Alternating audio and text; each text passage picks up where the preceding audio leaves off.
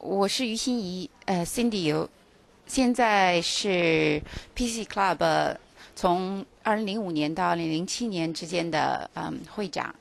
站在我旁边呢是 James 高金波，他是我们的 Club 的 founder 和PC Club 03年到05年的会长。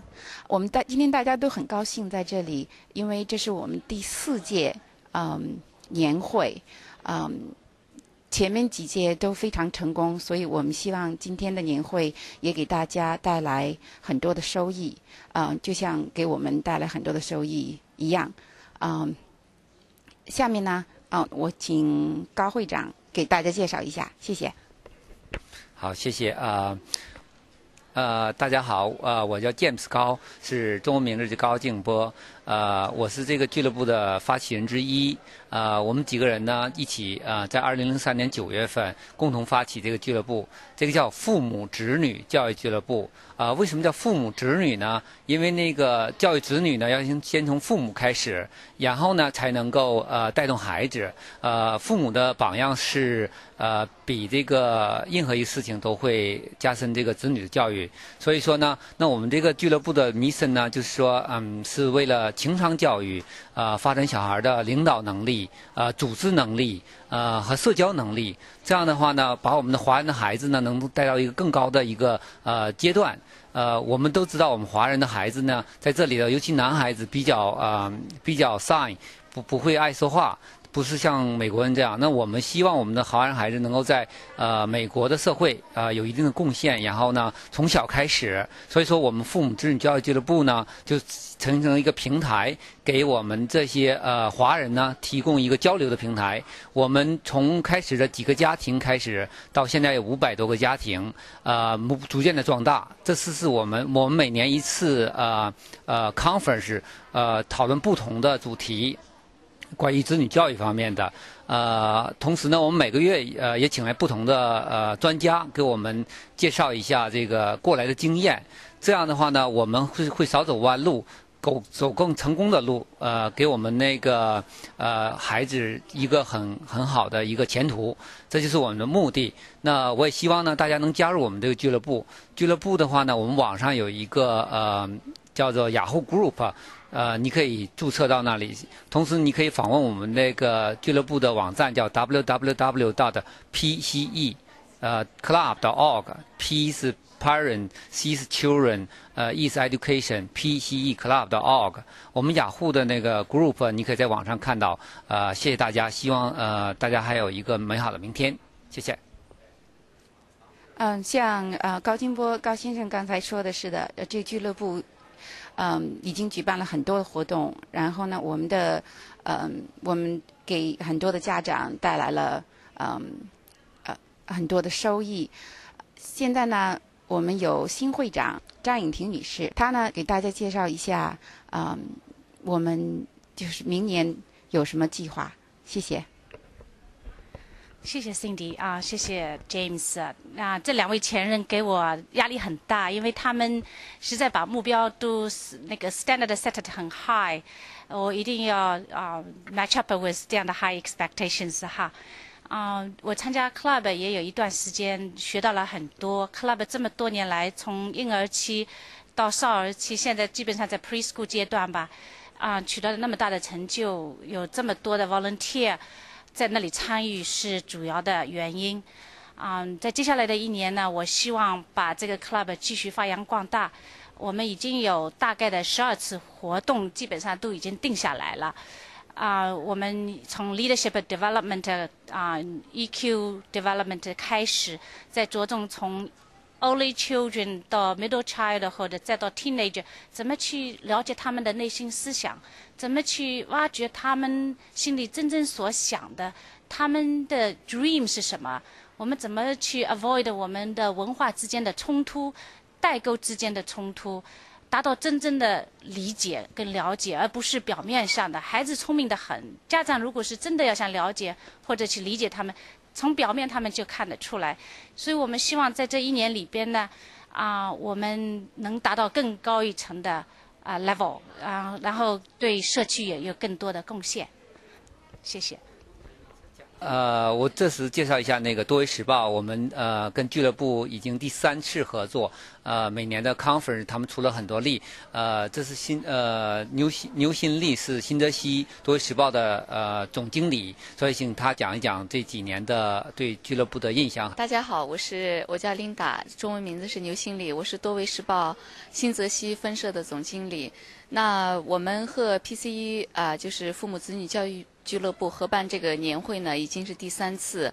在这3年中间呢，其实大家都是，特别是我们多维时报一直在摸索，一直在探索怎么样一个合作的更好的方式，然后能够让新泽西社区的华人家长呢更多的 involve 到这个活动中间来。可以说呢，每一年我们都在进步，每一年呢也获取更多的知识和经验。那今年呢是我们第3次活动，每年的主题都不一样。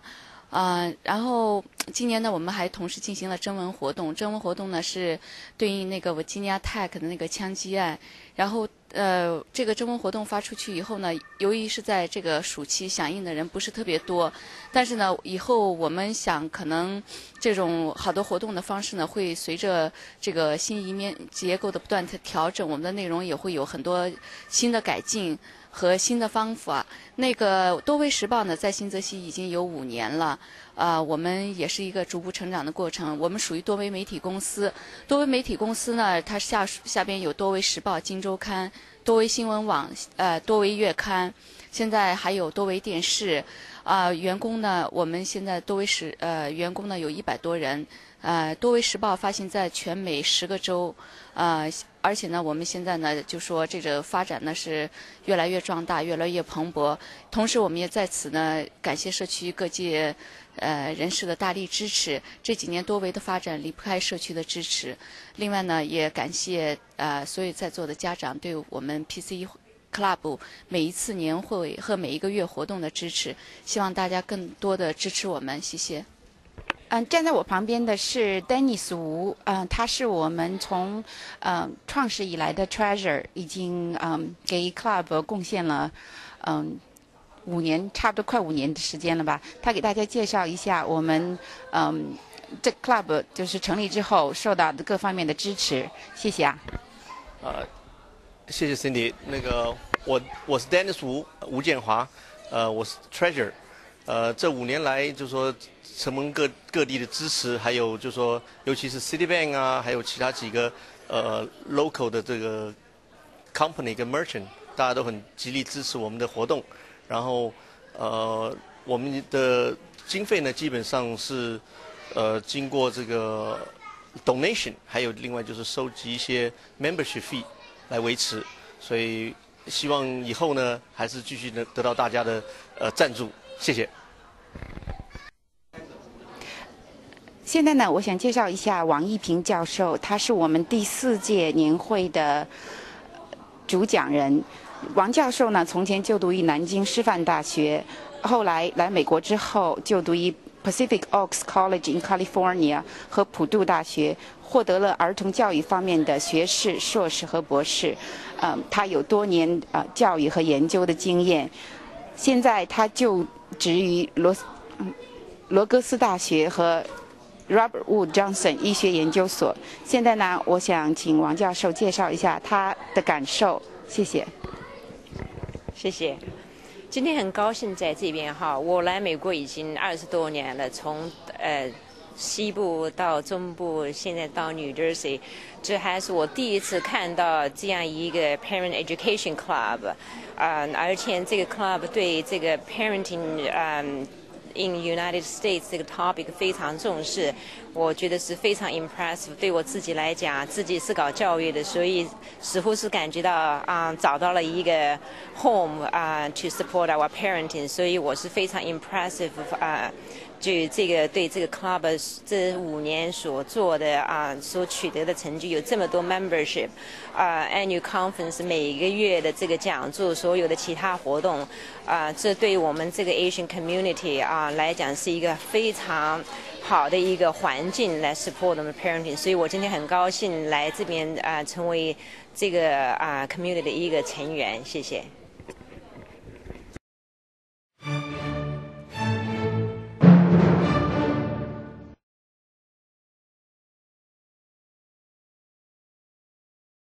Parents and the Children Education Club, the PCE Club.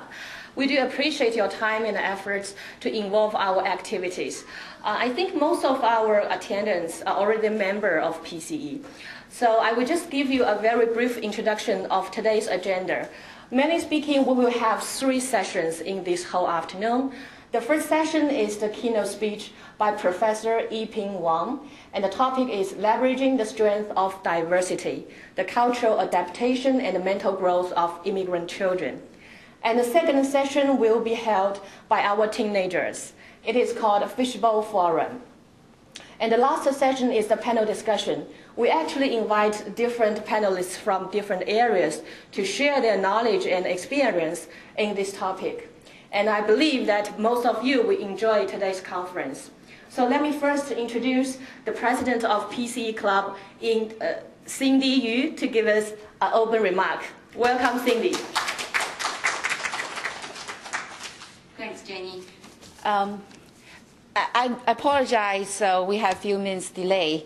I appreciate you guys come this afternoon. Before we start the conference, I'd like to introduce the mission of the PCE. I feel, everything we do, especially this conference, is around what PCE is about and what PCE is trying to serve. To me, PCE Club, it's like a big house, right? This is a regional sample by the founders of the club who have designed to show the commitment the club will have to serve our parents, our kids, and our community, and to provide a discussion forum for parents on topics of child education, fostering self-confidence,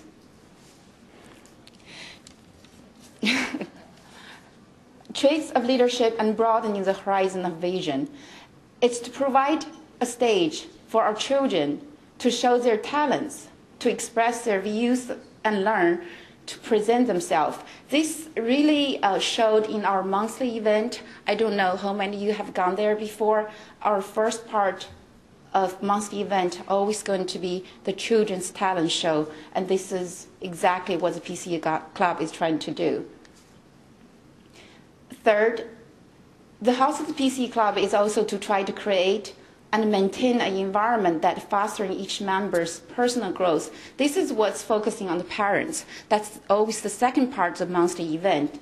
The parents will exchange experience and lessons learned in their parenting experience in our monthly event. We also have experts like what we do today in our monthly event too, to talk about various aspects of the development needs of the parents. This is what showed in the fourth mission of the club. It's to explore each member's potential by exposure to different fields of interest. We talk about sports, music instruments, talk about history, astrology, geography, all the things that we feel as a parents we need to develop to match up the growth of the children. And this is what PCE is trying to provide. We also encourage and influence our kids with positive peer pressure. Everything in PCE is about positive environment and positive reinforcement. So that's one of the reasons we haven't put our talent show as a competition. Instead, we make it as an encouraging environment for the children to have the opportunity to show, to develop. Last but not least, is to promote the growth of the EQ instead of just the IQ. As the providers of the house, which is our volunteer officers, this is a list of them. I don't think all of them are here, but for those of you who are here, can you please stand up so people know who they can go to when they have questions about the club. James, start with you. Can you stand up and help Yingting? And Jenny, please. Please stand up, and thank you. Who else is here? Maggie is outside still working, and all of us here are volunteers. Just like PCE, we're non-profit, non-religious, volunteer organization. We are parents ourselves, and we understand what parents need. So with that, here's some accomplishments I list here just during the year 2005 and 2007. Even though the club has started from mid-year of 2003, so it's our 5th year. Just during the period 2005 and 2007, the club has organized 24 events, including the 2 prior annual conference. We have grew the online forum message with a 10 times more volume. And we have also formalized the house. That means we are an official nonprofit organization. Any donation we receive will be officially tax deductible.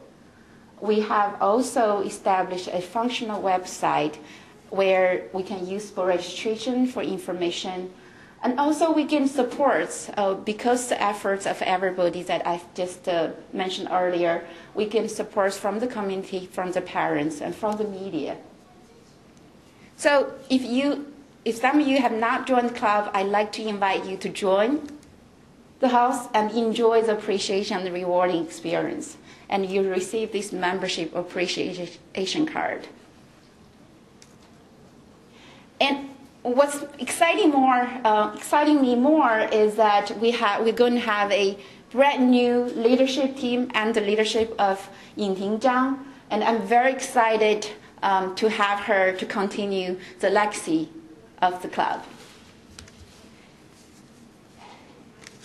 Without further ado, I want to introduce Miss Linda New, and she's our partner of the conference, and she's going to give a brief introduction of what her experience was the conference. Thank you. 谢谢 Cindy， 我叫 Linda， 我是多维时报的。我相信这个在座的诸位热心的家长一定都看过多维时报，因为多维时报呢在新泽西已经有5年的历史了，然后整个呢我们多维媒体公司呢有8年的历史。那我们今年呢是和 PCE 和 Club 一起合办第3次年会。其实呢，我们也是一直在逐步的在摸索一些经验，也逐步的在完善我们这个活动。今天呢，非常感谢这么多热心的家长能够来到这个地方来参加这个活动。那也希望我们的活动呢能够办得让诸位家长满意。那多维呢，其实一直以来非常关心教育这一块，我们有专门的教育版面。不知道大家有没有留意？希望在座的家长呢，以后有在教育方面的心得，或者是有教育方面教育子女的一些想法，给我们积极的投稿。然后呢，也希望大家都应教育到我们这个 PCE Club 里边来。谢谢。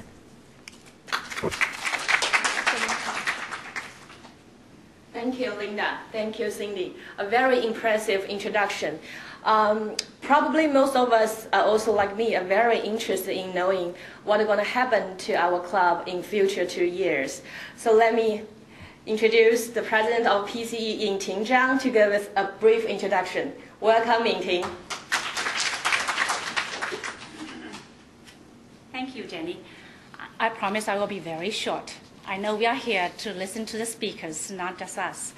The club, since its conception, its establishment in, I think, 2003, it has gone through 4 years from its infancy, developed from infancy, toddlership, and now we are in the stage of preschool, heading towards a very promising future. I hope in the coming year we'll accomplish more things that you will be interested in. I'm going to introduce our 12 upcoming 12 monthly events in the coming year. In the next coming months, it will be leadership development by Cecilia. Maybe in Chinese you know better, Xielan. And then we'll talk about children's mental health. Some people are not as fortunate as we are. They have children that with lots of challenges facing them. And we want to address that part too. That will be broken or beautiful to advocate for those children in school. And then we'll also talk about, we always have an end-year party. The party is not just for fun and then recreation. we summarized the whole year's accomplishments and looking ahead for the future. And then we'll do a series of small lectures from early children to middle childhood to teenagers, so that we try to understand these groups of children better, to help them better, to understand them better, so that they'll communicate with us, the parents, in a real sense instead of kind of phony way. They can tell that you are not being truthful. When you say, Mommy, don't compare. Mommy said that we don't compare with other people. We compare only with ourselves. On the other hand, I say, who's already done that? How about you? So we are doing very conflicting things in daily life without even realizing it. And then we'll do the next thing, like we all send our kids to Chinese school. We didn't realize what the real purpose, what kind of goals, objectives you want to reach. How are your children doing in the Chinese school? Do you really understand the real situation there?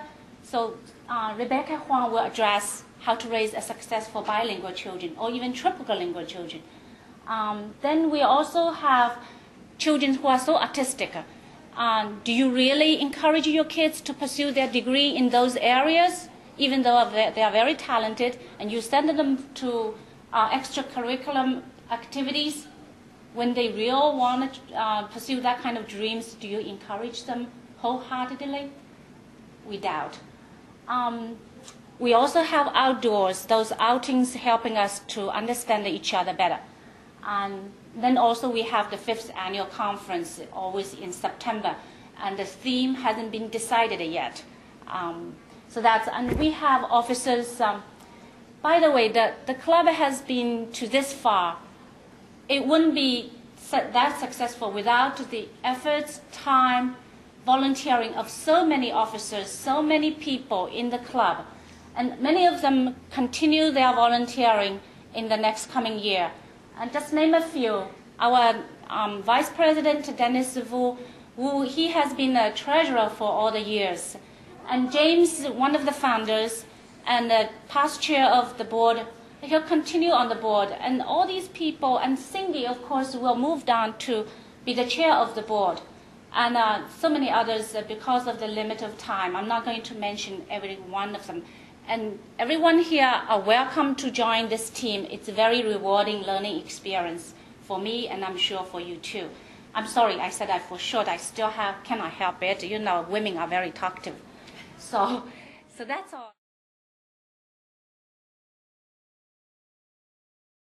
暑假期间，很多的家长呢，也许是没有看到这个新闻，也许呢可能忙于在 vacation 啊，回中国啊，所以呢参加的人并不是很多。我们收到的征文呢，这个案子很有限。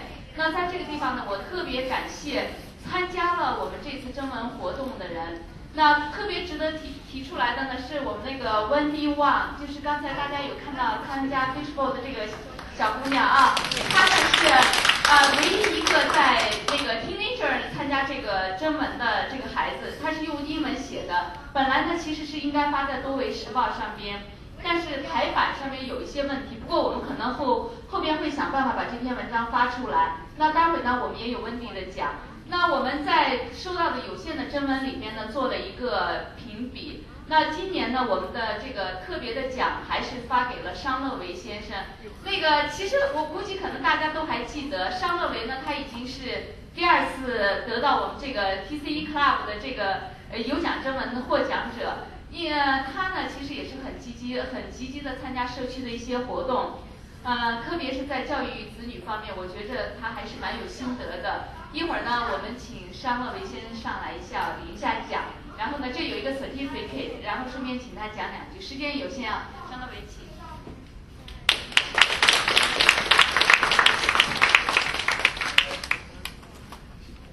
谢谢啊，还有这个，这是支票。谢谢琳达，谢谢大家啊，这个我这个参加这个竞赛呢，是琳达让我写的。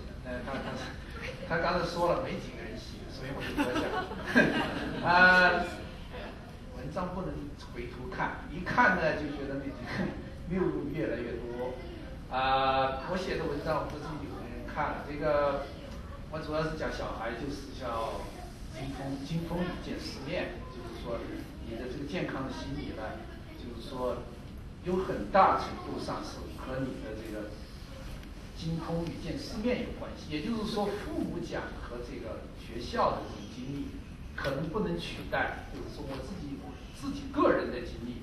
也就是说，我以前小时候很怕黑呀，但是有一次被迫一个人在家里，8、9岁一个人在家里搞了2个星期，然后周围都没有人，这样的话以后一下胆子大很多了，因为那时候一听到人声，马上就不一样。所以这个有时候我们吃点苦头，我们还是有好处的。这里我所讲的就是，我有一个问题，大家都这么说啊，但是我有一个什么想法，我就觉得人和人不一样。那比方说以前我们医疗条件不好啊，好多小孩都生出去，但是好多小孩还死了呢。那你说我怎么知道我的小孩有那胆量坚持？对，这就是我讲的。我回头一看，觉得这个东西大家都follow也不行。就是说，比方这个小孩，你当然是要鼓励了，对吧？你不能把小孩，这个我当然是被迫的。但是现在你8、9岁放在家里，你就是 illegal 了。所以，就说这个越想这个谬误越多，这么，但是呢，当时也就这么想的，就是说。我觉得大家的讨论很好，这个父母和子女要有个沟通，矛盾是肯定的，就是说我们要求的是怎么去沟通，我们不能求回避矛盾。我怎么想一个 perfect 的 relationship， 我们就是no pain no 矛盾的这种成长过程，这个过程可能是很难有的。所以只是说你把这些矛盾、这些经历能够转化为一个 positive result， 这就是我们需要的。好，谢谢。非常好的，现在呢，我们请那个森迪玉 Cindy 来给我们的小作者温迪颁奖。Cindy 在吗？影婷，来，你就掰吧。给我们那个温迪旺颁奖。我们这个错麦还蛮多的。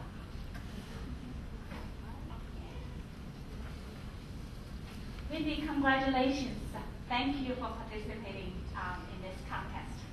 Do you have anything to say? Thank you very much. If your daddy was not here in the audience today, would you be able to say a lot more? In the forum? No, I'm just curious. Thank you very much. 我们希望呢，今后在各种各样的征文活动中间，希望在座的诸位都积极参加。好。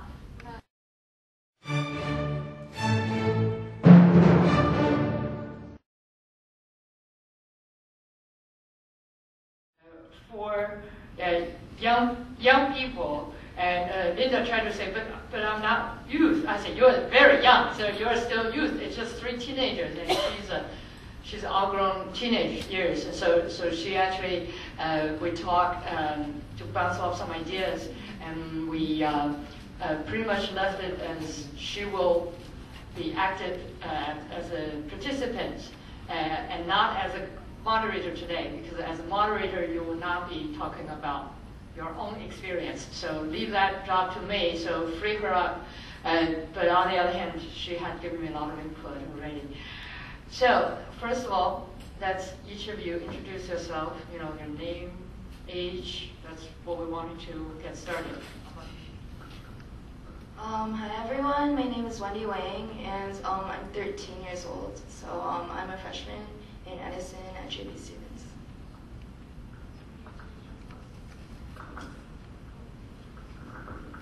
Okay, I'm Linda.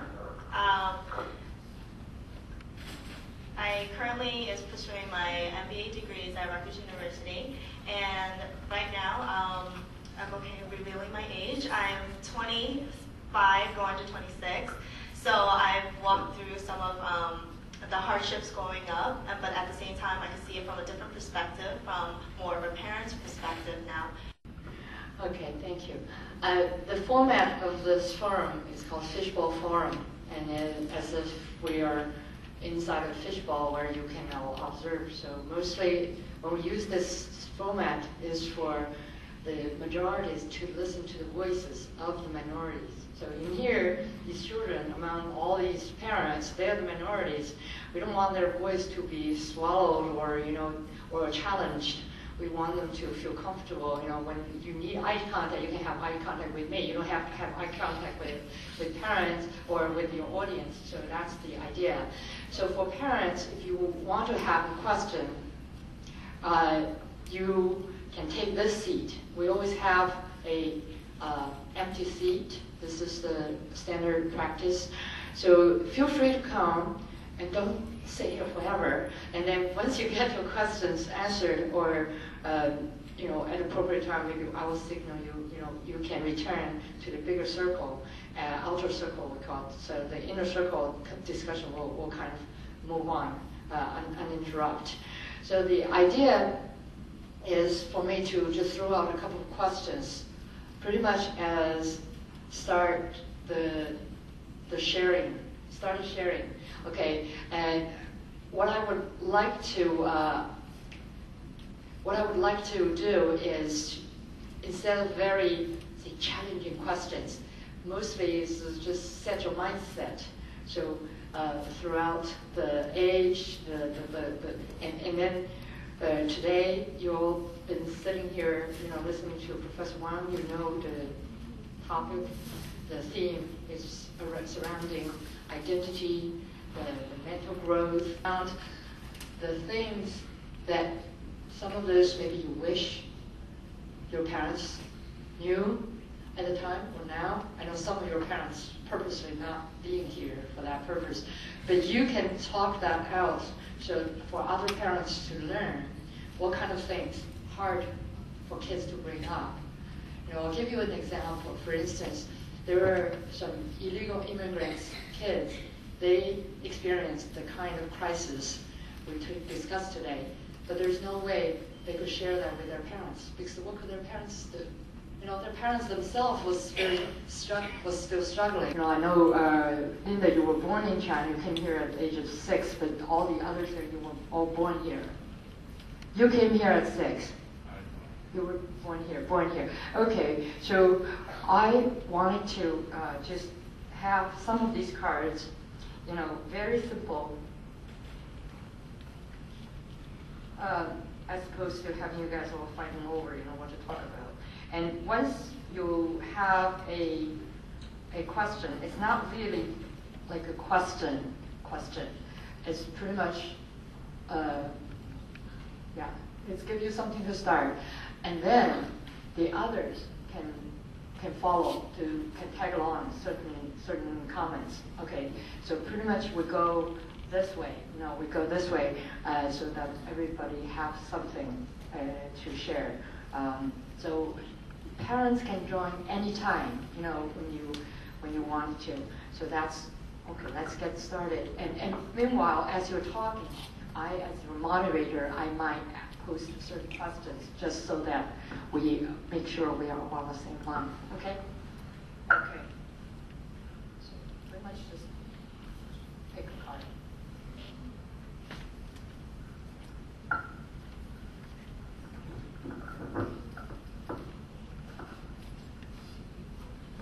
We have a couple minutes to prepare, or you want to get started?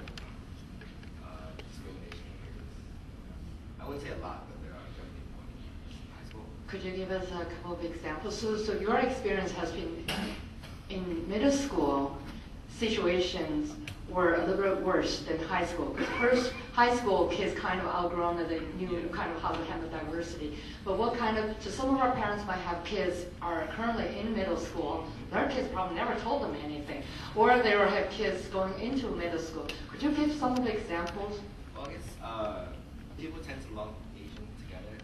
They don't distinguish between Chinese, Korean, Japanese. Mm-hmm. So it gets annoying when someone goes up to you and goes sushi. Okay, so kids could just come up to you and just say sushi. Yeah. So like, I'm Chinese. Mm-hmm.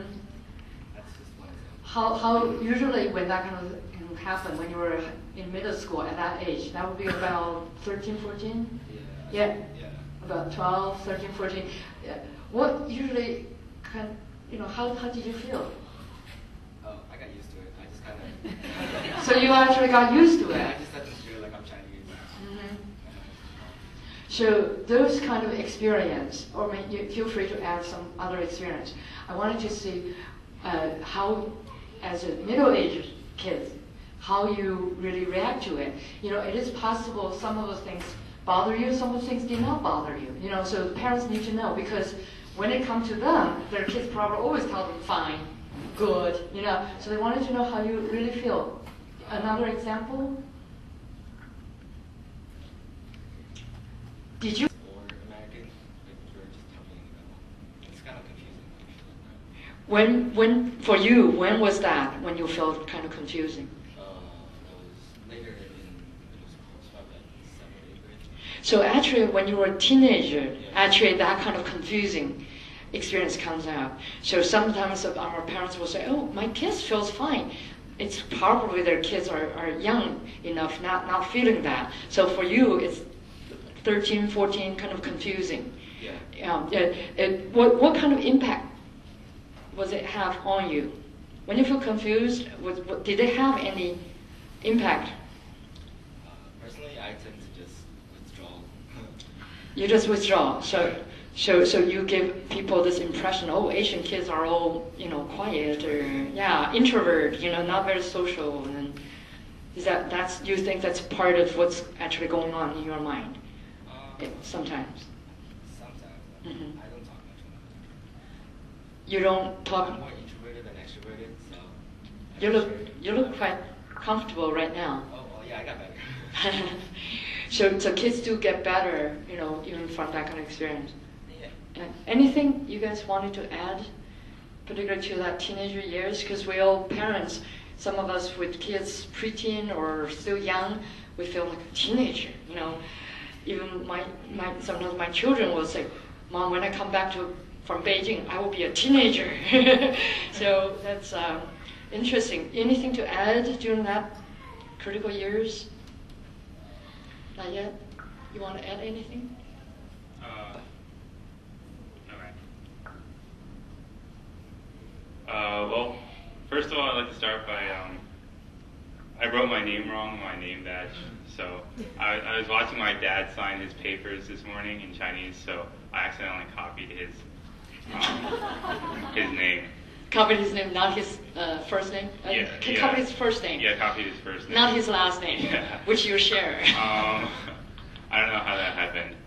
But when I was going through middle school, it wasn't, because a lot of times I was in all the higher level classes, and even then, we had a pretty good mix between Caucasian and Asian, and so I had a lot of Caucasian friends starting from from beginning of elementary school, because it always seemed that I would be in the one class where I was the only Asian person in my class, and then other classes would have like 10 Asians in one class, and I would be the only one in mine. So I got used really quickly to interacting with a lot of Caucasian people. So when I moved into elementary school, I had a good base. When I moved into middle school, I had a good base from elementary school. So they were able to connect me with some of their friends, so I got to meet their friends.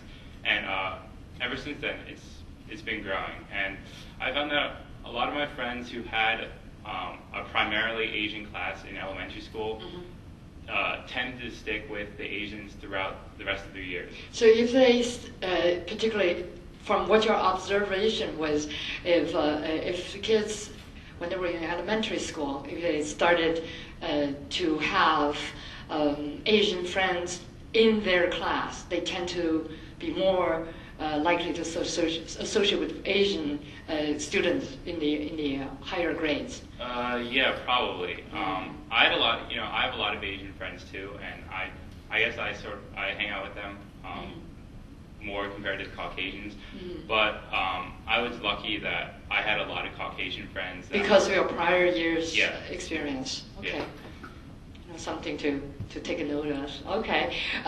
Did you, so looking back, we're talking about middle school years, did you feel that anything related to race in particular that had a negative impact? Because I know it could have a lot of positive impact, but today, because of time, we're just focusing.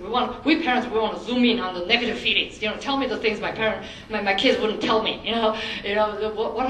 Was there any kind of negative kind of impact related to identity, race in your own experience?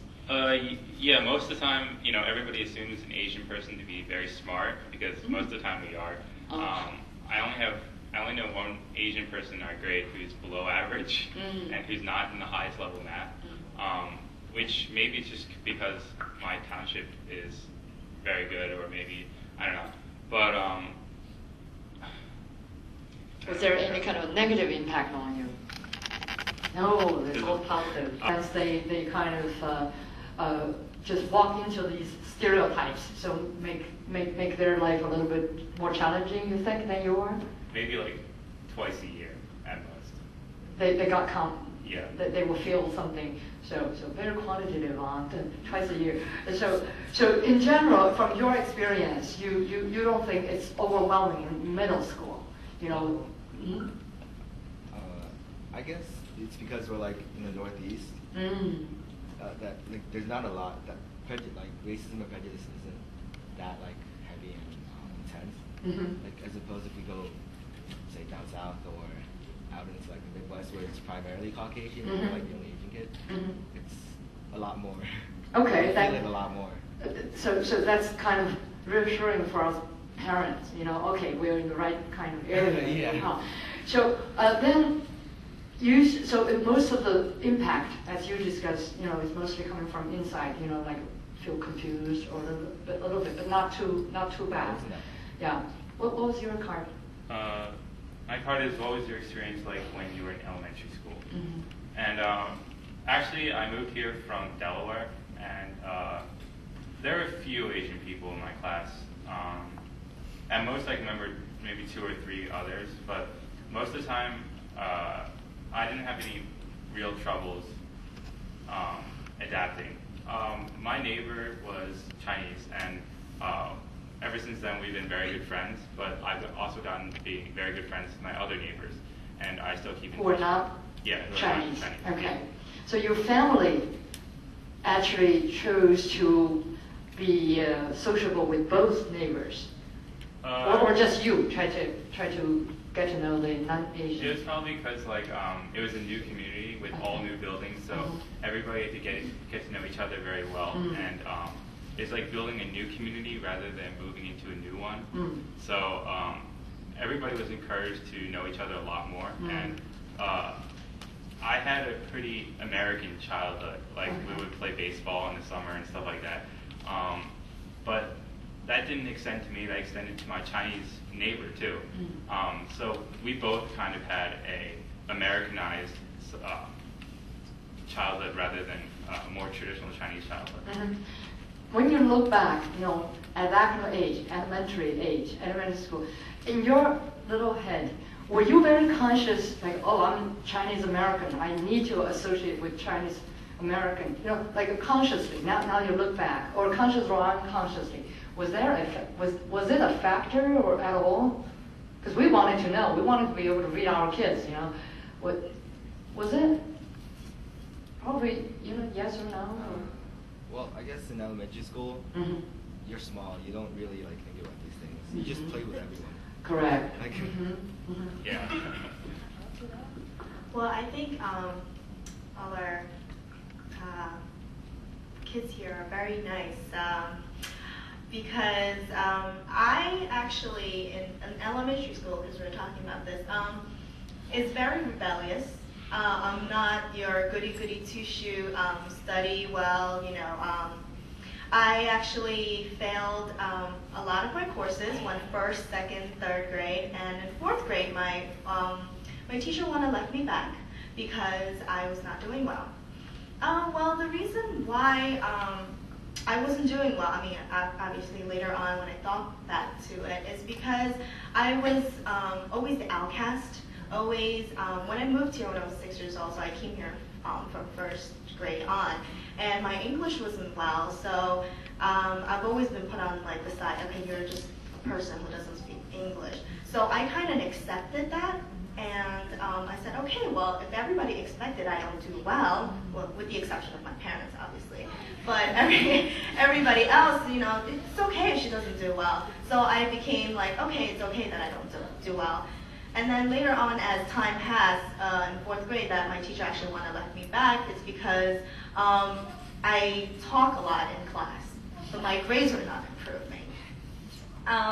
And then obviously there's also like some racism that was put into the fact because I was very outspoken. I would challenge the teachers all the time, and but my grades weren't that good because, you know, teachers are okay with, you know, students that do well in class but challenge them. But I challenged her in a negative way, and so just because of my behavior, she has you know, graded my tests, like my essays or things like that, in a higher, to be a little bit harder on me, so she would purposely fail me in that aspect.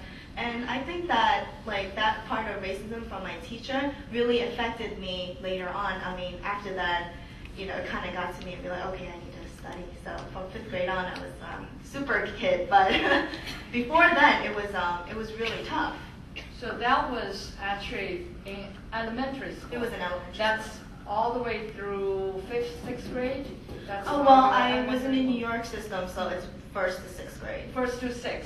So that kind of thing could happen, you're telling us, in elementary school. So in this case, it may or may not be related to the fact that you came here with not so good English at the time. But the bottom line is that if the teacher actually could allow this to become a factor that impacting you, I think that's something we parents really like to know. So you were rebellious, but when you were in high school, you weren't that only one that below average, right? You were already caught up. Yeah, I mean, it took that. There's a lot of factors that got into the reason why in 5th grade I became into the honor system and things like that. But it's there. I constantly had the negative reinforcement from everybody else besides my parents. You know, they wanted me to do well, but they don't know how to help me. What did your parents tend to tell you? Would you share with us? You know, if you say get a bad grade, you came home. What was it like? In your case, okay, I will find out what your parents said. But what your parents said about it. Well, the thing is, like I said, I was very rebellious. Yes. So how old were you? What? 6, 7 years? Yeah, 6, 7 years old. I was very rebellious. Yeah. So sometimes when report cards come, I don't even tell my parents until it's like forced. And then I'm like, oh, just sign this. Oh, gotta go. Okay. You know, things like that. So I'm not your typical like Asian kid. Sure. So did they get a chance to even comment on your behavior or give you the support or criticism? The only word was, you have to do good or else. And then, you know, that's it. They never told you what else was. Well, it's you know, it's understood that, you know, you'll get beatings, you'll not have anything, and, you know, no toys, no nothing. It's understood. It's really? Like this unspoken language between a mother and a child. Will you ever get beat up?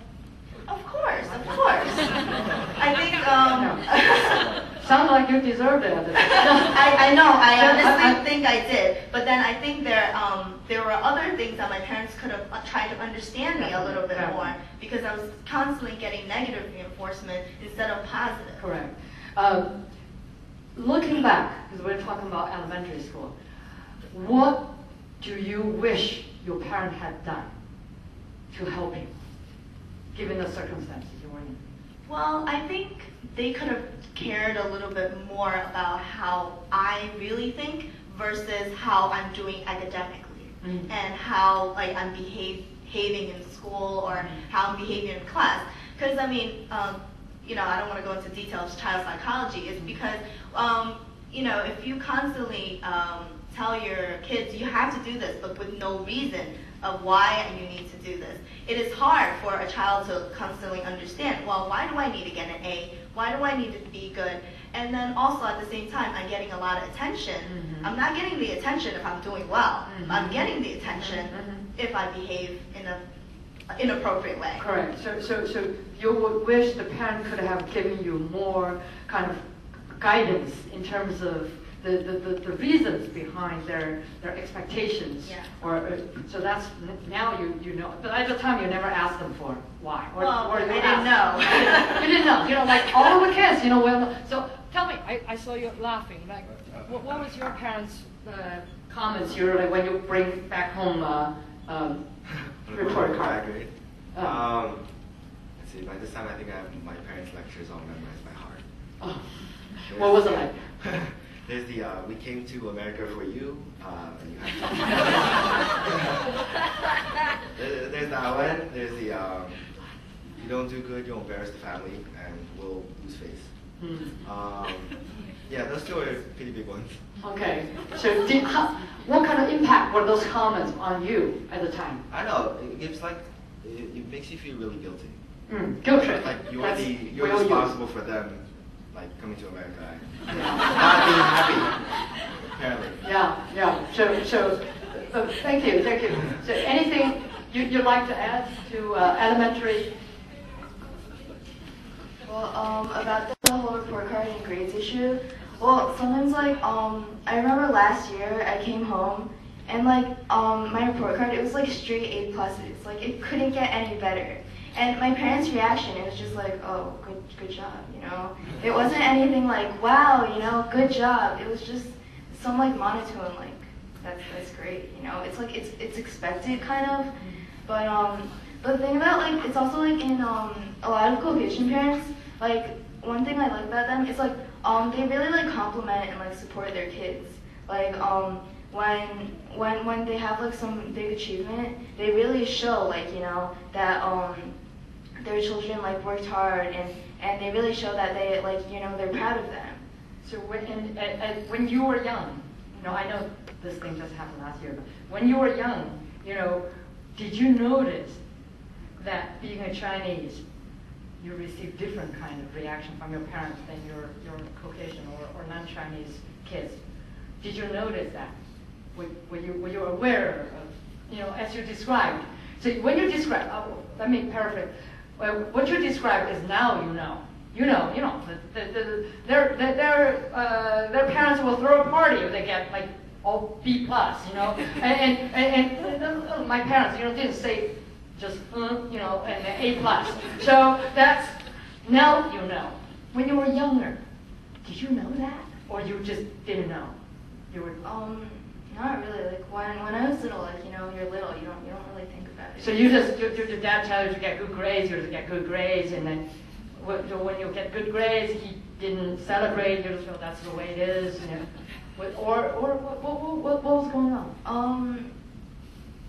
Well, I don't really remember. You don't remember? Good. Either it's too happy, nothing happened, or too painful to remember. Okay, so we were talking about elementary schools just from that angle. Would you like to read your card? What was your experience like when you were in high school? Well, we're talking about identity, or? Yeah, in that. Yeah, I know high school tends to be, whoa, everything's going on. What do you want me to talk about, the experience? But mostly related to being a Chinese, you know, again, you know, anything parents didn't know at the time, you know, anything negative, particularly, you know, that we parents really wanted to know. Well, from ever since like elementary school and onward, my background, I grew up in New York. So obviously there's a lot of Asian people there, so I never really had an identity crisis kind of when I was growing up. I always knew I was Chinese, I was born there, and I came here, so I have like this big memory. Never had any issue until I moved here in my junior year of high school, where it's a very suburban area. Of the Asians, I would say Asians because I don't even know if they're Chinese or not because I never spoke with them. They are very Americanized. They don't speak their language. They don't even go around, you know. They just know that they are Asian, and that's it. Like, it's on the surface. It's like wearing, you know, polo or something. As opposed to your former Asian friends. They Yes. actually spoke the language. Yeah, they know. They're comfortable with themselves. Like, I'm comfortable with myself until I moved here, where the identity issue starts to grow. Whereas in, like we don't really discuss race. We don't really discuss anything. It's more of, wherever it's in fashion or school grades, and obviously that time is like, SATs and things like that. But nothing really related to like identity. And then I myself were having trouble because now, like before, my friends and I would always talk about these, being Asian American and not parents understanding and things like that, venting to each other. But now when I have all these new friends, I felt like I was losing. You feel suddenly they don't have the kind of problem you had. Yeah. They all like this, what do we call them? Banana? What?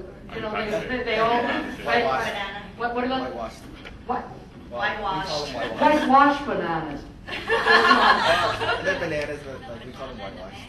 Oh, just whitewashed. Yeah. Okay. So for you, it was a change, and it wasn't. My understanding, you sounded like it was more a geographic change, not as aged.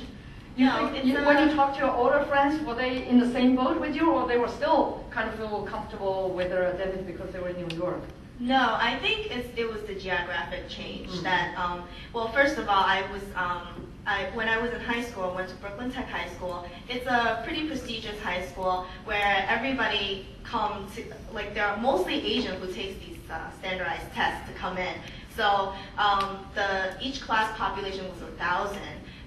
So that's 4 years, that's 4,000 people in one school. And then like 40% are Asian. So I would have no problem with any Asian friends. And then when I moved here, it was a huge change, Now you have, the population grew smaller and the ability to find friends become limited. And then what was it like when you went through that? You don't have friends to vent when you feel your parents didn't understand you. So what actually do you, now looking back, what went through your mind? Like anything kind of negative, positive, bothering you? During that time, it was definitely a negative experience. Whereas in all of a sudden, Miss Popular became Miss Nobody.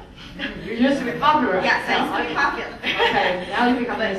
And then I become Miss Nobody. And everybody in that area grew up ever since they were toddlers together. Yeah. And then I'm an outsider coming in, and they don't know me. For as much as they don't, they think that I only speak Asian language. They don't care what language I spoke. I spoke Asian language, and that to them was a different language. So I had a really hard time finding friends, period. So it was a negative experience, which now is rewarding because I saw everything from a different perspective. Correct. But back then, what was your parents' role in that whole confusion or suffering? Well, my parents really just said, suck it up, basically. They just kept on to suck it up. This is life. Okay. Move on, just one step at a time. But mentally, as just being a teenager, that kind of a change, like with nobody really understanding. And then I would talk to my friends from New York. They don't understand me now because now I'm in a different environment, which they really can't relate to. And then my new limited friends don't really understand me, period. So did you talk to your parents about what kind of help you may wish they were giving you at the time? No, there was no communication about it. I just told them I don't really like this place, and their response. And then mostly I became more innate from that because I can talk to anybody, and nobody can talk to me because they don't really understand me. So it turned into, I would say, like a mental health issue, whereas in I was not healthy mentally because now instead of talking on a phone, going out with friends, I would be very happy to go home and sleep.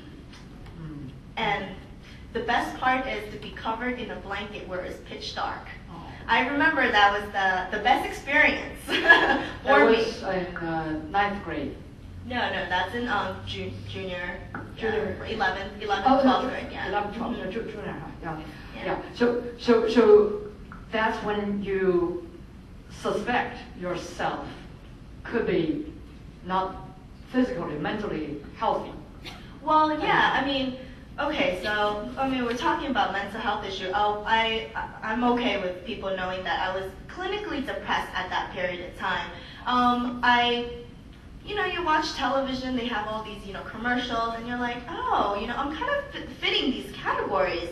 So, going online, researching about what's going on. I brought up the subject. I was like, Mom, I think I'm not, all there, mentally, because, from a big change of emotions to that. My parents don't accept it. It's, I don't know if they really was in denial or if they just really don't like to know. It's not something that they, they're proud of because, in a sense, I'm suspecting that they felt guilty moving me from such a nice place that I call it to here. But they wanted a different change for me because there's too much gangsters in like New York and things like that. But which you were very popular,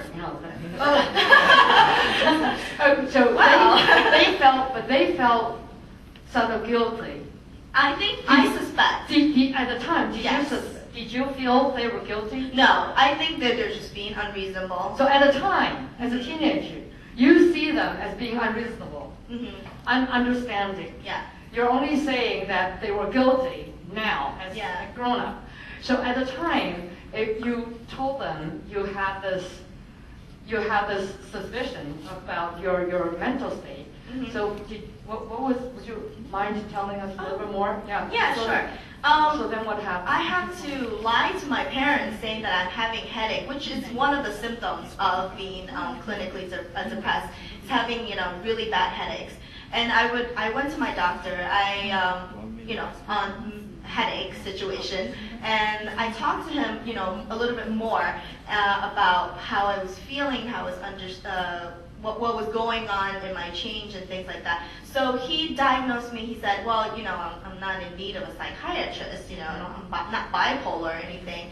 But he said that I should go on, antidepressant pills for a while, which I did, and I told my parents it's for headaches.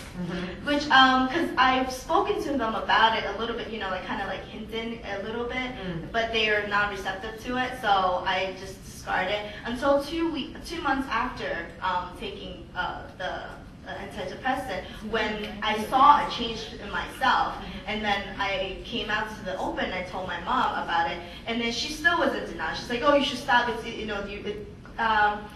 I think my mom loved to be best as a doctor. She likes to be the doctor of the family. She likes to diagnose me. I've spoken to a lot of parents too. Like moms tend to feel like they like to be doctors. Then she was telling me you're going to be dependent on it and everything like that. And she convinced me not to take the drugs, but I let her believe that because I already spoke with my doctor, and my doctor said you're fine and you don't need it anymore. But I think it was difficult. It was difficult with all that changes and with that kind of experience.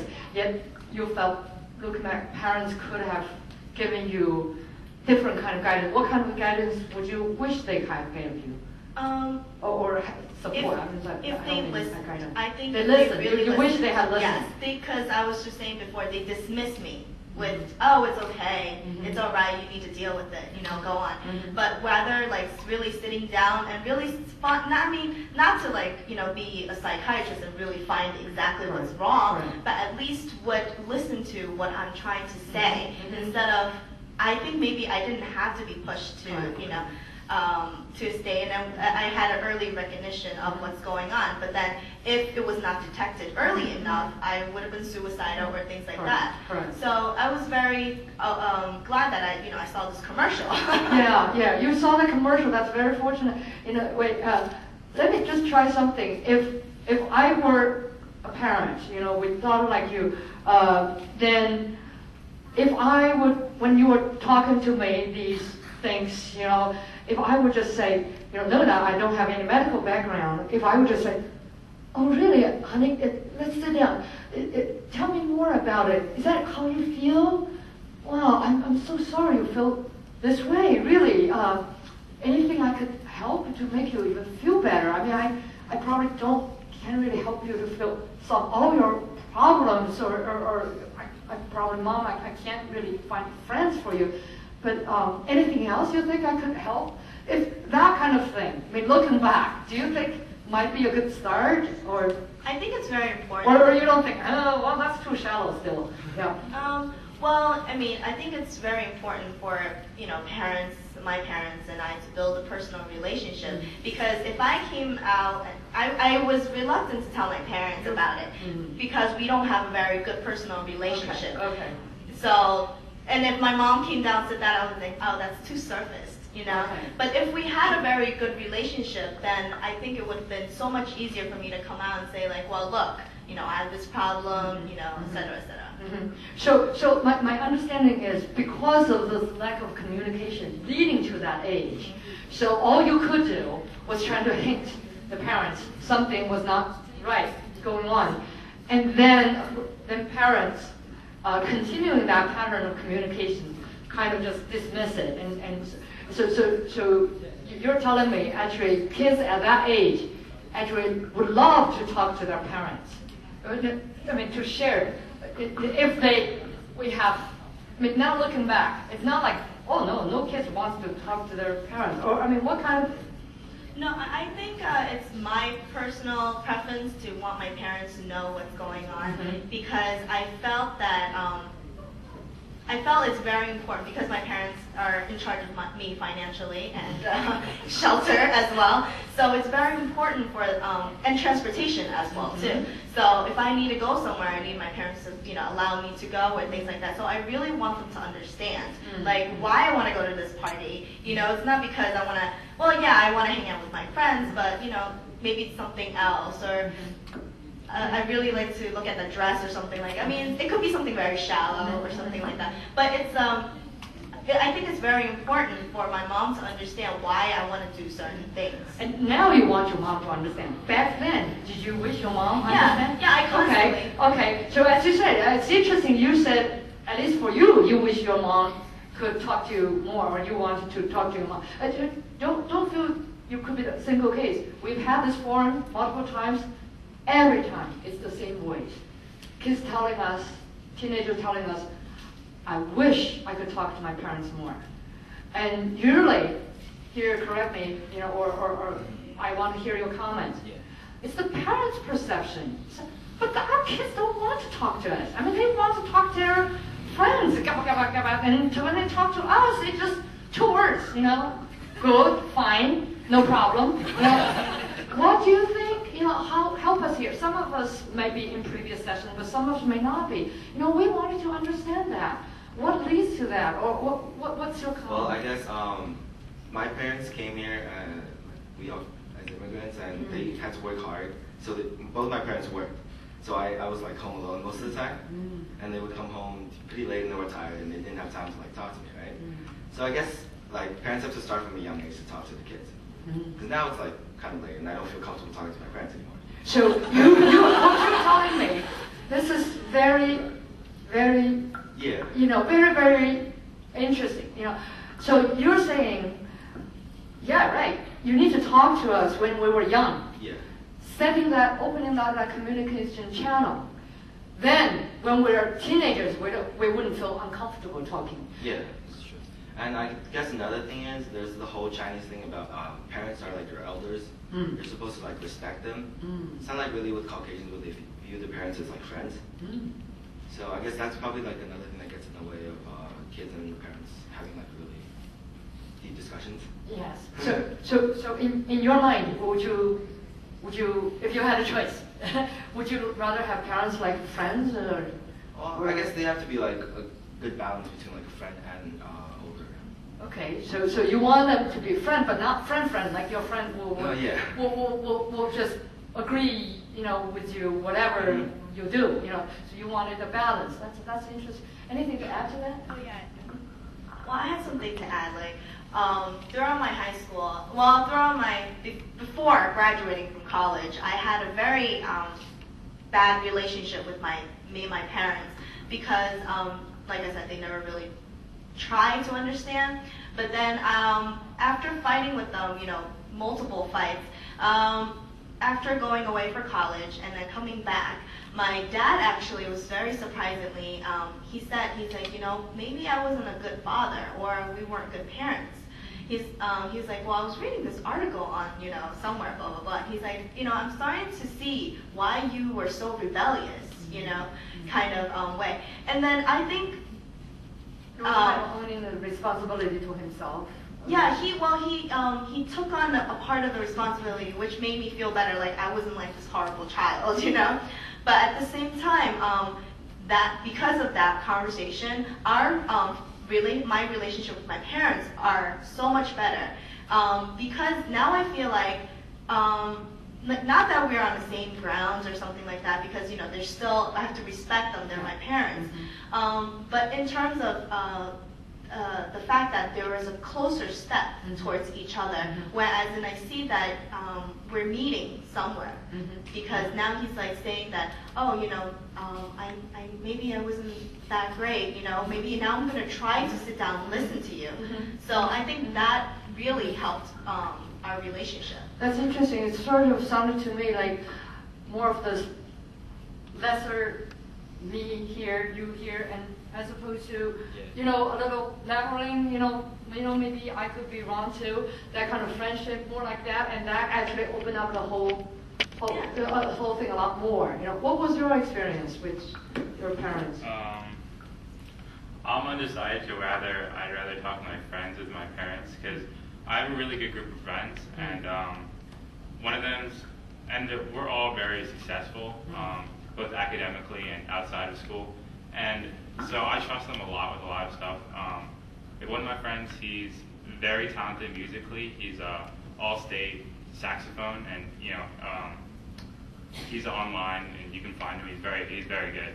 My other friend, he's just like, I can trust him a lot with a lot of stuff, and we have our own special way of dealing with problems, and there's not a lot of problems. Most of the time, if we have a problem, we'll laugh it out somehow, turn into a joke, and that usually works.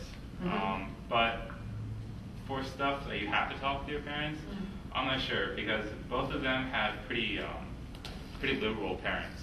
I asked my friend this question, and I asked, if I had a party today, and my friend was scheduled to have another party tomorrow, and my other friend was scheduled to have another party after that, would my parents let me go to all three? And no matter how much work I had, how much or how little work I had, they wouldn't let me go to all three. And then both of them agreed, and I agree with them. And they said, as long as I was able to finish my schoolwork and the parties did not inhibit my academic growth, I would let you go to all three parties. And that's something I couldn't understand, because you could or couldn't? I couldn't. Okay. Because I would go to one party, and then my parents would say, and then after that I would want to go to a movie theater the next day to see a movie. And they would say, you're spending too much time having fun, you should spend more time studying. Even though you finished all your work. Exactly, and I finished all my work, and I do even more stuff that, that I don't really have to do right away. And yet they still don't want me to have too much fun. And fun is bad with Chinese parents. It's wasting of time. But go ahead. Yeah. I can understand their point now, but both my friends' parents are pretty liberal, so they take a more rational, I guess, route. And I'm undecided to which one is better, because I fully disagree with their method of thinking, and theirs is if I can finish this, why not go to all three parties? Because then I have more fun and I learn more. Your friends were non-Chinese. They are Chinese. They are Chinese, but they actually have more liberal parents than you have. And my parents, I'm trying to argue with them to see it that way now, and a lot of my arguments are usually me trying to use reason, and then they're trying to refute it now. Just using power. Yeah. And you're trying to reason, they say, but this is. Exactly. Yeah. Okay. And now, whenever I have a debate with my friend, I'm actually arguing both with my friend and against my friend, because I agree with my parents, but I also agree with my friends. So you can find more and more your parents in you now. So certain things they say more enough, you know, that's sometimes, I tell the truth, that's sometimes there's rumor floating around of parents here. I tell you that they say, even though they don't want to listen, keep talking about it. One of these days it's going to sink in. I mean, that's what the parents are talking about, to tell the truth, you know. So have you ever wondered, you know, why these parents kept saying these things? I'm not listening, man. That's how to believe. I'm just sharing that with you. I'm not saying I'm better or worse, or I agree or disagree. But it's interesting that you actually, I mean, the fact is that you would actually start saying things sort of in your parents' voice because you heard it enough, in a way. So you when you're arguing with yourself, I'm not encouraging parents to do that, but I'm just saying that's sometimes what happens.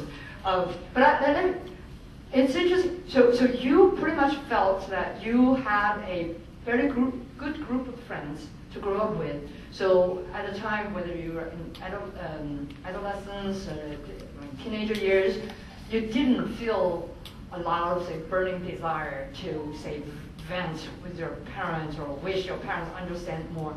To you, it wasn't like that.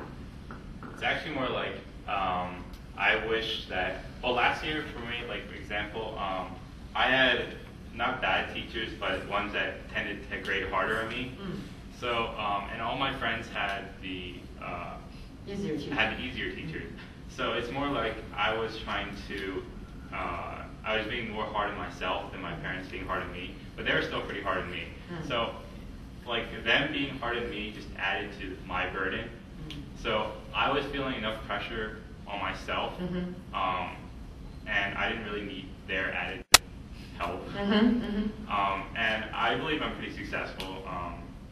I take a lot of leadership roles and, leader of a lot of clubs after school, and my grades are very well, and I went to science competitions, policies competitions, debate competitions, and I did very well in all of them, and, like, I believe I'm pushing myself hard enough, but then they add more burden on me, but so now I kind of just, like, ignore their burden now. So you kind of learned, you have this, you have this mechanism to deal with the pressure, so, or coming from them. If among us, there are parents who have children like you, with all these signs, of involvement, self-motivation, what would you wish they do with their children? I mean, their children are just like you. What would you like to tell them to do with their children? I think, like, my township is, where are you? What township? East Brunswick. Oh yeah, I know East Brunswick. Actually, all of us are. We're from pretty competitive schools, but and I guess I'm more competitive than some of my classmates. And so I guess that competition drives us to do everything. A lot of us. I volunteer at the hospital on Sundays, and during the information session, I went there and I asked how many people from my grade were volunteering there. And I noticed that the entire list was Asian, and almost the entire list. And then, so I think we have around 90 Asian people in our grade, and 86 of them applied to the hospital. So that just shows, like, how much, like, we're all self-motivated to work, and I guess it's a good thing. So what do you wish their parents do with you? To give them, like, more rooms, or keep the hammer on, what would you like to tell them? That's a really hard question, because some students I see that no matter how hard you push them, once you stop pushing them, they'll become lazy and they won't do anything. But then they already do the kind of thing you do. They already get the kind of grades you get. You don't wish your parents keep the pressure on, or do you? I think I would like them to keep a very minimal amount of pressure. but don't just say, oh yeah, you got it down, and I trust. So you still have that a little bit self-doubt. You say at this age, you like the parents have a little pressure on, but just don't overdo it. Yeah. Because you pretty much, you need that a little bit extra room. You feel that. Okay, so that's interesting. We haven't given you a chance to talk for a while. You want to share something? In particular, where were we? We started with high school, and the parents. You said you just started high school, right? Yes. So okay, but just in general, what was your dad here? Oh, okay.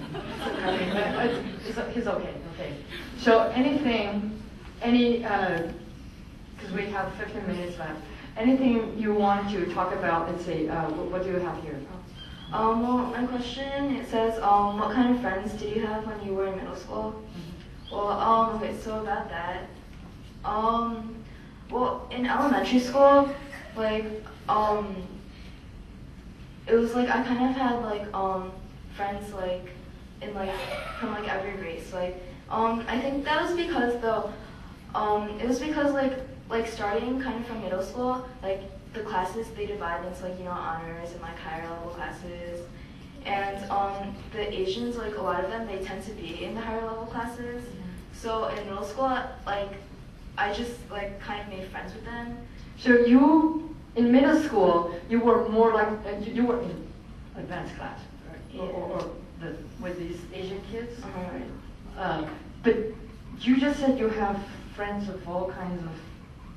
Yeah, but I was in elementary school. Elementary school, and moving on, Yeah. okay. But then in middle school, as, like, they divided, in 6th grade, we were still kind of friends, but then they just kind of, like, it was kind of like we got farther and farther apart as, like, the classes got, more they, like, my friends, like, we were really good friends, but they weren't too smart, so so they kind of, like, drifted away because I was in, like, higher classes and they were in, like classes, like, lower. What kind of friends do you have then, in middle school? Did you actually have more Asian friends turn out to be? Yeah, so in middle school, I think, I got more and more Asian friends. More and more Asian friends, but in your case, it was more because the academic kind of level you were all in.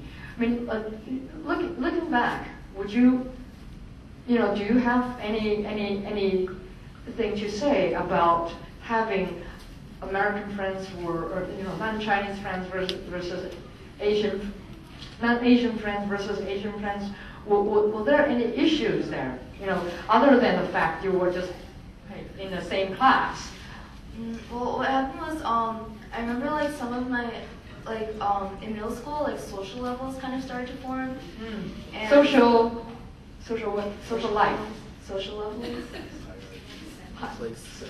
Social levels, cliques, 小集团啊. And the thing was, like, some of the people who are, like, really, like, popular now, like, I was best friends with them in, like, 1st or 2nd grade. And, but, like, I think it's, like, a lot of it's, like, due to the, different classes and everything that happened. But, yeah. So in her case, it wasn't by a choice. Say, I just wanted to be friends with them because they look like me.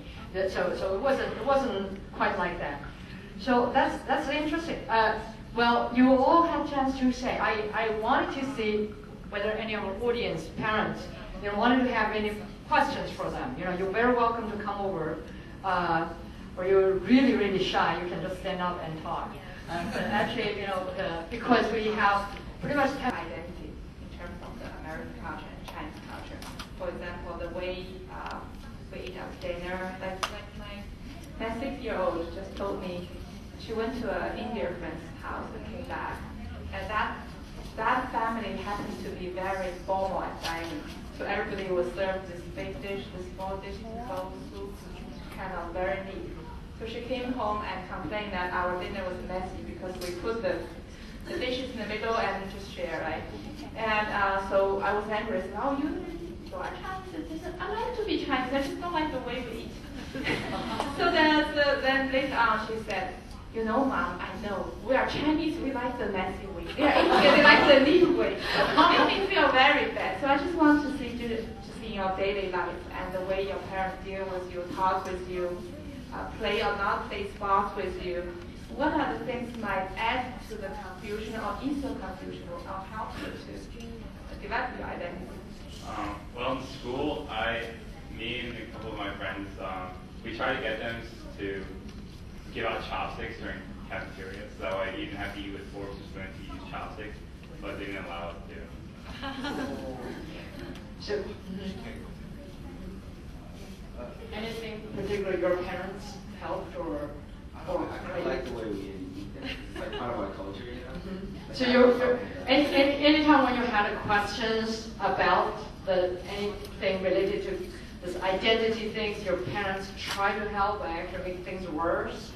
You know, they're pretty cool. I think I resolved my identity thing on my own. So you pretty much resolve your identity issue per se on your own. So your parents didn't help or make it worse. I really don't have an issue that much. Like, I haven't thought about it until today. I heard I've heard it as a boy thing, you know, not having too much of an identity issue until they're in college. So just wait, you know. Well, we don't know. We want to hear about it. You know, how about you want to answer Sandra's question, or not in particular? We don't have to. You know. Oh well. Identity issue, like I said, I grew up in New York, and then I came here, and I spoke a little bit yesterday with you, is that I see identity as in 3 different categories, as you're being Chinese, you're being American Chinese, and you're being Chinese American.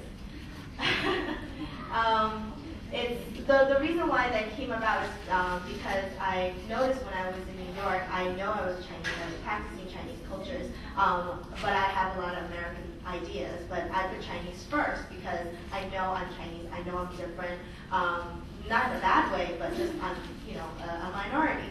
Whereas when I came to New Jersey, I noticed a lot, like I was explaining before, I noticed a lot of people really didn't see themselves as Chinese. They saw themselves as American, but just wearing, Chinese skin.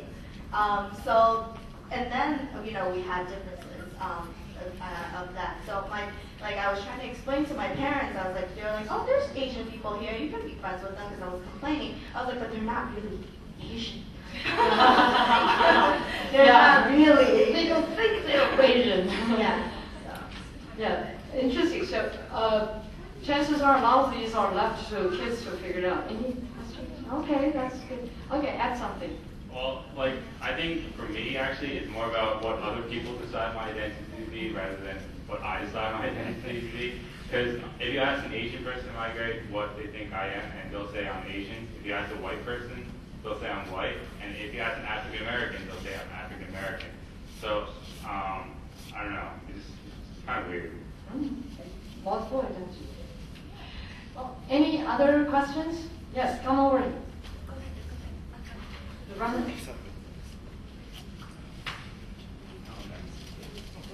did notice most of your kids are wonderful kids. You have great grades. One question I have is now, especially for Lyndon, you guys look back, most of the Chinese parents are very pushy. You have to play piano, excellent grades, have to know all the activities. You look back, should we be pushy or should we back off? Do you think those activities eventually benefit you in your life? I just want to make one little comment. I loved music, and my mom saw that when I was a little bit younger, and she immediately thought I should be a musician. So, we parents tend to do that. Yeah, so I still do love music, but now I hate piano because my mom pushed me so much to the point that every time I see the piano, I would run away.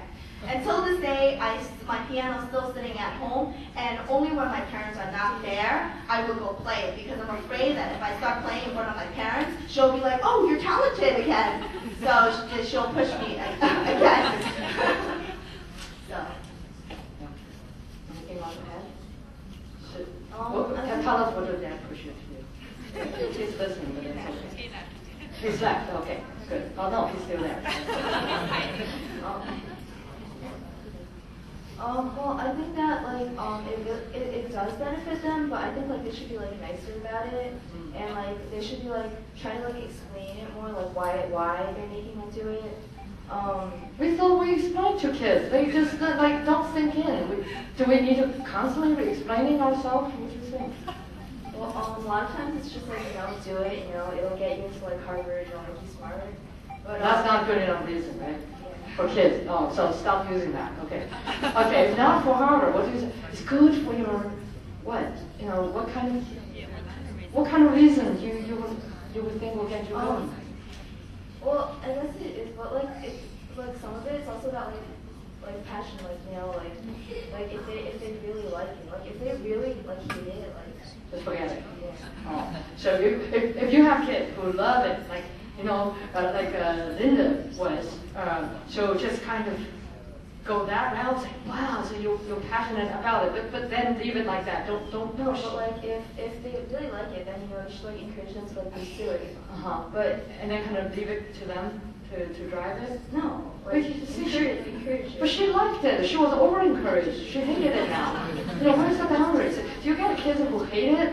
We push them, and that's not the way to go. We have kids who love it. We push it, and then she hates it. So it's like, what do you, in hindsight, what do you think would be right for us? Or we parents need that? Well, I think that it really depends on your child's personality. If they're self-driven, and if you put too much pressure, it will only break them. But then if they are like very passive, and then you realize that if you push a little bit, it increases a little bit, then that you should continue pushing to a point that they can handle, not like overboard. But it really depends on their personality, because if they're really self-driven already, it will only break them with more pressure. How much time do we have? Jenny? How much time do we have? 2 more minutes. Okay. Okay. I mean, that's a good question. I think unless you guys want. Like I said, I was very rebellious prior to that. Okay. But later on, how do I explain it? My personality, I'm not sure about other people, is that it requires positive reinforcement. So if I get a little, oh, you did a good job, for some reason I would make sure that I meet this expectation later on. So I compete with not other people, I compete with myself. So when you played piano, was it like that? No, because I was already doing better than before. My mom's like, well, so-and-so is doing better. That so-and-so is the thing that break a kid. So don't say that, No, but like I said, I compete with myself. So if I think I'm doing better than myself today, then tomorrow I should do better, and then do better. So here we had a case. You already had the passion. You were motivated enough to be better than yourself than yesterday. And what you didn't want, the parents, was that comparing with somebody else. That really broke that motivation. So, well, okay, thank you. I know we're running out of time. You have something to add? No? Go ahead. Yeah. Well, I only played piano for like 3 months, and then I actually didn't really mind it because I liked my teacher, and she was a really nice person. And I thought piano was cool, but the problem was every time I had free time, whether it was after dinner or, even like right after I got home from school, it was like you have to practice more. Oh, the parents kept telling me, no, you have free time, go have fun, practice. Yeah. No. Like I would find free time on my own to practice, but even if it was the same amount of time, I just didn't like it that they actually spend every single moment pushing me to do it. So what I heard is, number one, even if you're self-driven, you don't mind doing it, you had an interest to do it, to practice, you don't want to be doing it every single moment when your parents feel like you're wasting your time, Number two, was it like if really you were doing it every single moment, you want it to be from you, not being like told, whoop, you need to do it, right? So that, yeah, I heard you. Anything to add? Did you play piano? Yeah. I have a little sister now, she's playing, and my mom makes her practice 2 hours a day. How old is she? 1 hour. Okay. She's going into 3rd grade. She's going to, in the 3rd grade, she practices 1 hour per day? Yeah, that's how you kill your kids' interest in playing. My kids play 5 minutes a day. That's why they continue playing until 6th grade now. Yeah, but like, okay, yeah, but that's why you shouldn't make them practice. Okay. That's how you kill the kids' interest. Anything else to add? Okay. Well, I hate to end here, but wonderful sharing. So, parents, don't you agree? It's wonderful. Let's give them a round of applause.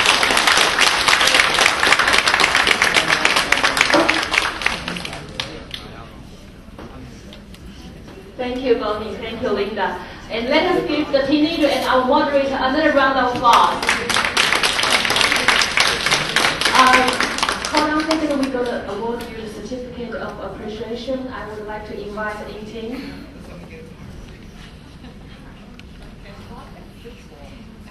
这实话实说，可真是实话实说哈，一点水分都没有。接下来我们有几个certificates of appreciation to be awarded to the participants.